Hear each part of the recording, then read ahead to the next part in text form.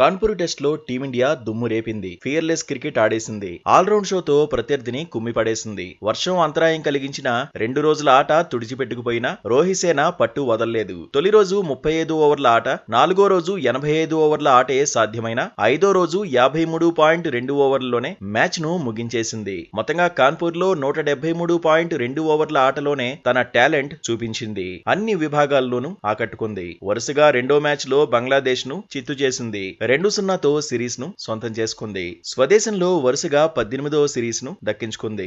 నిజానికి over night score 2 వికెట్లకు 26 పరుగులతో 5ో రోజు ఆటను బంగ్లాదేశ్ ఆరంభించింది. అయితే ప్రత్యర్థి జట్టుకు భారత బౌలర్లు ఏమాత్రం అవకాశం ఇవ్వలేదు. బంగ్లా బ్యాటర్స్ ను క్రీజ్ లో కుదురుకోనివ్వలేదు. వచ్చిన వారిని వచ్చినట్టుగా పెవిలియన్ కు పంపించేశారు. భారత బౌలర్ల జోరు ముందు బంగ్లా బ్యాటర్స్ ఎవరూ నిలవలేకపోయారు. ముష్ఫికర్ రహీం 37 పరుగులతో టాప్ స్కోరర్ గా నిలిచాడు. 6 ప్లేయర్లు సింగిల్ డిజిట్ కే అవుట్ అయ్యారు. రెండో ఇన్నింగ్స్ లో బంగ్లాదేశ్ 146 పరుగులకే ఆలౌట్ అయింది. భారత బౌలర్లో జస్ప్రీత్ బుమ్రా 3 వికెట్లు తీశాడు. 10 ఓవర్లలో 17 పరుగులు మాత్రమే ఇచ్చాడు. 15 ఓవర్లలో 50 పరుగులిచ్చిన అశ్విన్ కూడా ఫామ్ ను కొనసాగించాడు. 3 వికెట్లను సొంతం చేసుకున్నాడు. రవీంద్ర జడేజా కూడా మ్యాజిక్ చేశాడు. 10 ఓవర్లలో 34 పరుగులు ఇచ్చాడు. 3 వికెట్లు తీశాడు. ఆకాష్ దీప్ 8 ఓవర్లలో 20 పరుగులిచ్చి 1 వికెట్ తీశాడు. టీమిండియా ముందు బంగ్లాదేశ్ జస్ట్ 95 పరుగుల టార్గెట్ నే పెట్టింది.